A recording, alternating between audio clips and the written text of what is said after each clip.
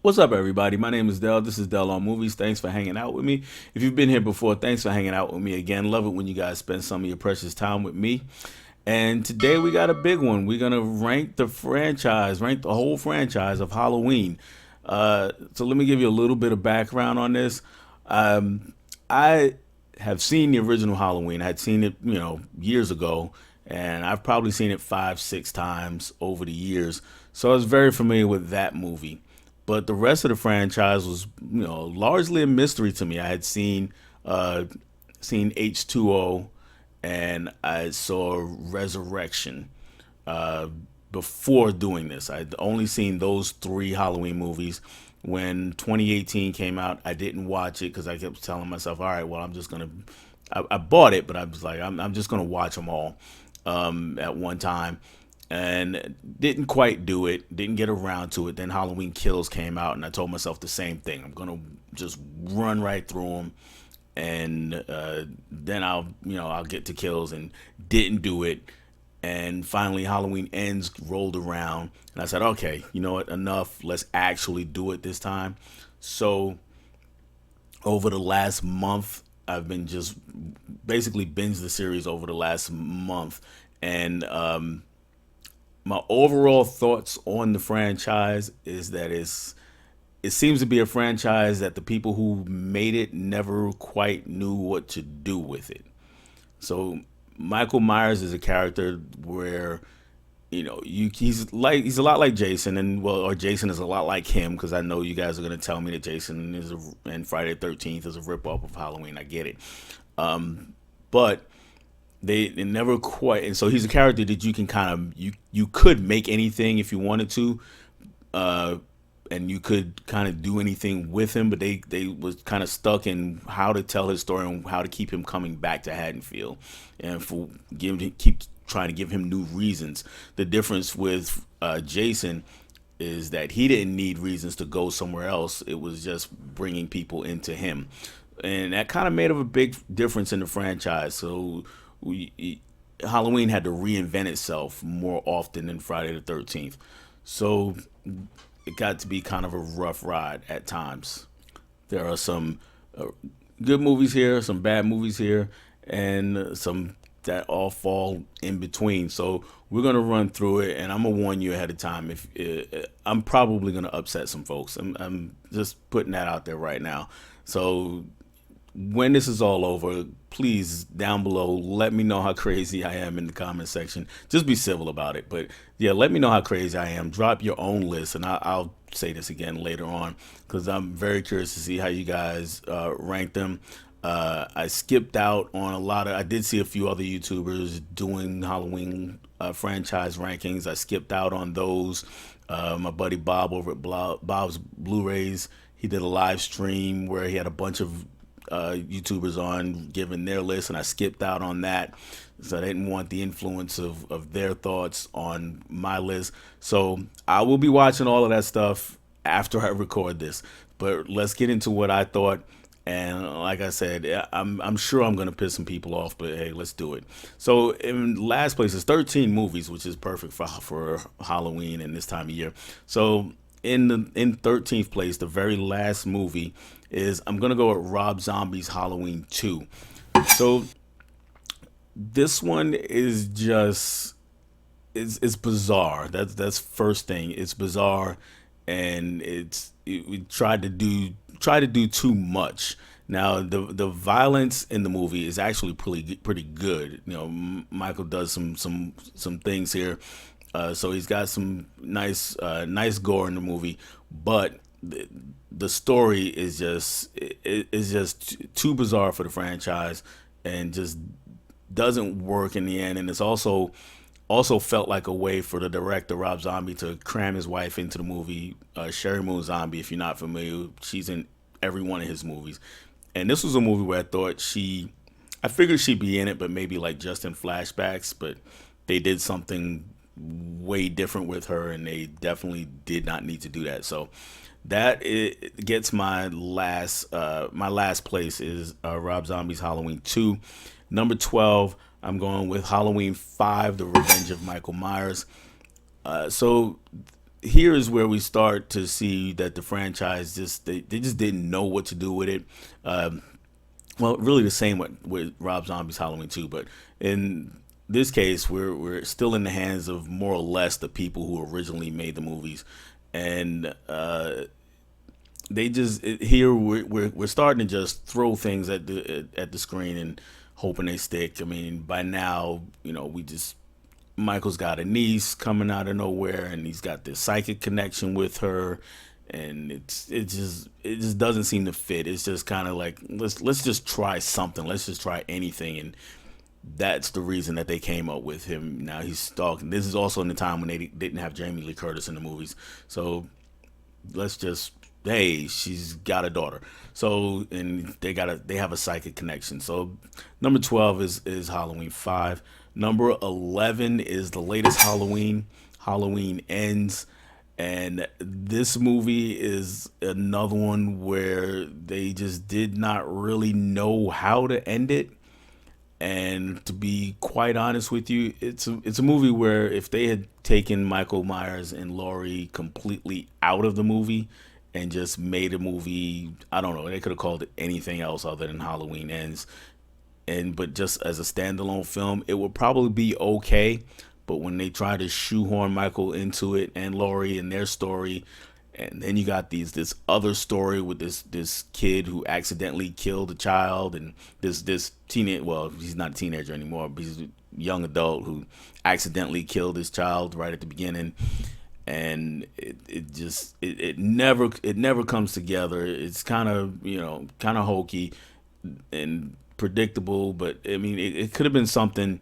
Like I said, as a standalone film without Michael and Laurie in it, it will probably be fine, but putting them in it, it just doesn't work. So that one gets 11 for me. Number 10 is we're going to go with Halloween 4, The Return of Michael Myers.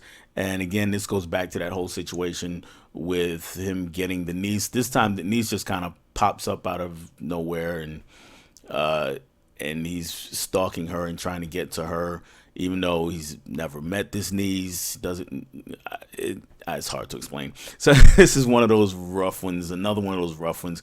If you can't tell by now, I haven't gotten to any of the Halloween movies that I actually like. So this is another one that I'm just not a fan of. Um, and by this one, well, this one and 5, I should have mentioned this back with when I talked about Halloween 5. You got kind of a chubby Michael Myers that was also kind of kind of took me out of the movie a bit.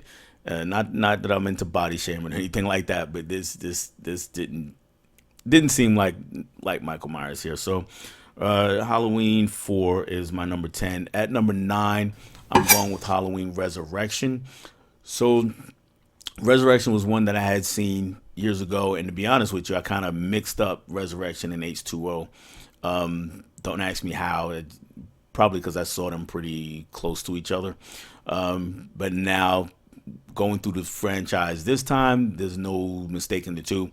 This is the one. It's got Busta Rhymes in it, so shout out to Busta Rhymes. He's a all-time great rapper. If you don't know, but as an actor, not so much. He's not terrible though.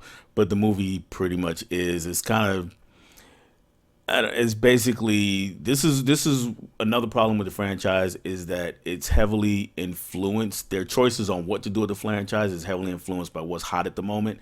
And when Resurrection came out, Scream was kind of the hot thing, so you can see Scream's influence all over this movie, and it doesn't quite pan out the same way. It doesn't work out the same way. And it's just not it just doesn't quite work. So I'm gonna move on from that and go to number 8, and this is the one this is the most polarizing of the Halloween movies. Either you love it or you hate it, and to be quite honest, I'm in the middle. I don't love it or hate it. um like everybody else, though, I know that it really doesn't fit the rest of the franchise because it's the only movie without Michael Myers, and that is, of course, Halloween 3: Season of the Witch. It's a weird movie. It's got so much going on. We got robots. We got a plot to kill all the children in the world or America or something like that, and and when there's a kind of a love story crammed into that, and it's just a kind of it's nuts kind of a movie. You just kind of have to roll with it. Like I said, I didn't hate it, but I definitely don't understand all the love that it gets. The one thing I did hate was the Silver Shamrock song. That thing, that's just that's an earworm of the worst sort. So I sometimes when you hear a song so many times, whether you like it or hate it, the song gets kind of stuck in your head, and it's worse when you don't like the song. Well, that's what happened with with the Silver Shamrock song. So they play it so much during the movie, and really, soon as you pop in the Blu-ray, I've got it on Blu-ray. I don't have the 4K or anything, but as soon as you pop it in, it's playing, and then throughout the movie it plays, and like I said, for the next day or two, that's all I heard in my head. I just couldn't stand it. But as a movie though, it was in the middle for me. So I didn't love it, I didn't hate it. Again, if it was not called Halloween, it probably would be better accepted, maybe even by me, because maybe that's a bias on my part, where I was kind of looking for a another Halloween movie, even though I knew that Michael Myers wasn't in the movie. But it's kind of tough to go against those expectations. Moving on to number 7 is I'm going to go with Halloween, The Curse of Michael Myers. Now, this one's really the back end of the trilogy with Michael and his niece, and there's a lot going on in the movie here, but for whatever reason, this one is handled better than the other ones. So I can accept this one more, and part of the reason is that it had the other two movies to build off, because it was still going in that same general direction. So it's its own kind of mini trilogy within the franchise. So the conclusion of that, not necessarily meant to be the conclusion, but it worked out that way, and it's the best of the three as far as I'm concerned. Moving up to number 6, this is where I put Halloween H2O, or as some would say, Halloween Water. Shout out to my man Brent over at the Home Video Hustle. Check out that podcast if you've never heard of it. I got a sticker back here. So these my guys, Brent and PJ. Again, great podcast. Check them out. Hilarious. But as far as this movie goes, though, it's like I said, this is the one that has LL Cool J in it. So, and I don't know if him and being in it had me confuse it with Resurrection, which had Busta Rhymes. I don't know, but this is one where Jamie Lee Curtis returned to the franchise, and so they made a big deal about that, and they hyped it up, and that was one of the reasons why I saw it back in the day. And this one's really good. So I would say we're definitely now into the territory of Halloween movies that I actually like. In this one, we have Jamie Lee Curtis, Laurie's son in this particular movie, and he's a knucklehead, and he winds up encountering Michaels, and things go from there. So Halloween H2O gets my number 6 spot. Number 5 is Halloween 2018, and whenever this happens, and I did it when I did another ranking, and whenever they use the same title for a movie within the same franchise, and it's not a reboot, it's just a sequel, not a reboot, that bothers me. I mean, why couldn't we come up with some Halloween something? Call it Halloween 11 or Halloween, the return, the new return. I don't know, because anything, just so that it's not just called Halloween. But anyway, Halloween 2018. See how I messed that up? Let me get off my high horse. So this movie is basically ignores everything before it except for the original Halloween. I think that's a slight mistake. I would have kept what they did with Halloween 2, but they made this a direct sequel to the original. As such, we get Michael getting out of another insane asylum, but this time after 40 years after the original. So it's it is in a lot of ways it is a reboot of the original because it tells a lot of the same story just from a different end of the time spectrum. So and Laurie's already had the experience of dealing with him before, and he's kind of a legend. And this one is a really good really good continuation of the franchise. I'm glad they brought it back with this movie. So that gets my number five. Number four is where I have the original Halloween 2, not Rob Zombie's Halloween 2, but the original Halloween 2. And with this movie, it is a it picks up literally minutes after the or not maybe not even minutes, maybe exactly after the original Halloween ended. Yeah, it does actually. So right where the original Halloween ended, Halloween 2 picks up. And some of the flack this movie gets is that Laurie is in the hospital, not really doing anything for most of the movie. But that's fine by me, because of the way it plays out, the way it's set up, that it's continued from, on that same night. And we get more Michael being unleashed. He's got some crazy kills in this one, does a lot more killing, the pace is faster. So I really enjoyed Halloween 2. Going up to my number 3 spot. This is probably going to be a surprise for a lot of people, but this is where I have Halloween Kills. So Halloween Kills is let me back up a bit. So watching the movies in quick succession like this, you get the stories. They bounce around, and then they're always trying to retcon things and redo things, and there's just a lot happening with the franchises when you're watching them in that shorter period of time. So by the time we got to Halloween Kills, I was ready for a movie where we just got to see Michael Myers do Michael Myers things, and that's what Halloween Kills does. He just shows up, or he's on his way back to Haddonfield, because it's a direct sequel to Halloween 2018, and it picks up right after that, like the way the original Halloween 2 did for the original Halloween. And he's just on a killing spree for this entire movie, and he's just going from house to house, town, neighborhood to neighborhood, all over Haddonfield, and just destroying people. And there's not much story here, not much at all.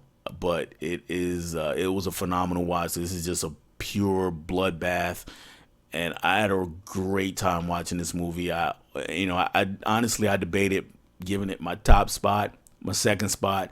I settled on a third spot.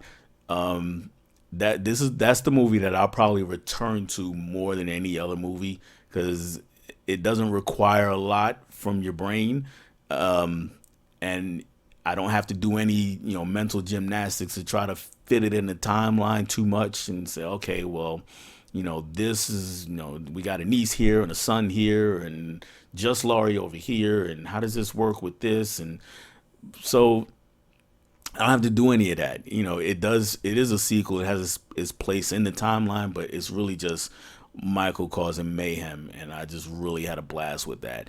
And I know at the end it kind of gets a little even more crazy, and I'm cool with that. I was perfectly fine with that. So yeah, I really enjoyed Halloween Kills. So that's in my number 3 spot. Number 2, and now I get into the spot where I'm really gonna upset some folks. So my number 2 spot is the original Halloween. So for me, this movie, to be honest with you, has grown on me over the years, because the first time I saw it, I was like, okay, that was pretty good, but man, it was really slow. We don't get into anything until late. We just kind of see him standing in behind bushes and clotheslines and things like that, just kind of standing and staring. So we see a lot of that, and it probably doesn't help that I didn't see this movie until well after it had come out. So, I mean, it came out when I was 7, 8 years old, but I didn't watch it then. I saw Friday the 13th first. Probably saw the whole Friday the 13th franchise before I saw the original Halloween. And so, because I was well into my adult years when I did finally watch it. and I liked it. And like I said, over the years since then, I've seen it 5, 6 times. Um, so it is growing on me. It's gotten a little better, but yeah, it's still got that really slow pace.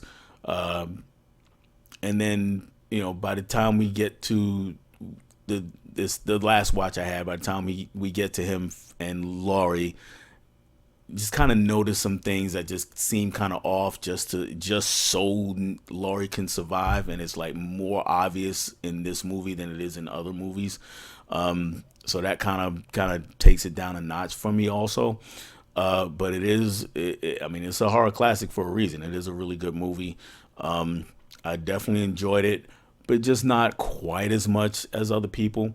I will say the one thing that I really do love about this movie, and really the best part of all of the first 5, 6 Halloween movies, is Donald Pleasance as Dr. Loomis. He carries these movies far more than Jamie Lee Curtis did in those first two Halloweens, and everybody adores her character, and she's great. She's a great actress, fantastic actress. I've always been a big fan of hers, but it's Pleasance as Dr. Loomis that really, he is the saving grace of every one of these movies, good and the bad ones that he's in. In the later Halloweens, we get a little more from Jamie Lee Curtis, but even then, even what she's done in over the last few movies just does not compare to what Donald Pleasance did in those earlier movies. So that gets my number 2 spot. And if you're keeping up, you know what my number 1 is. And again, this is where I probably just heard a lot of clicking. I probably just heard a lot of you just clicking off the video anyway, already going, oh man, this guy, how could he do this?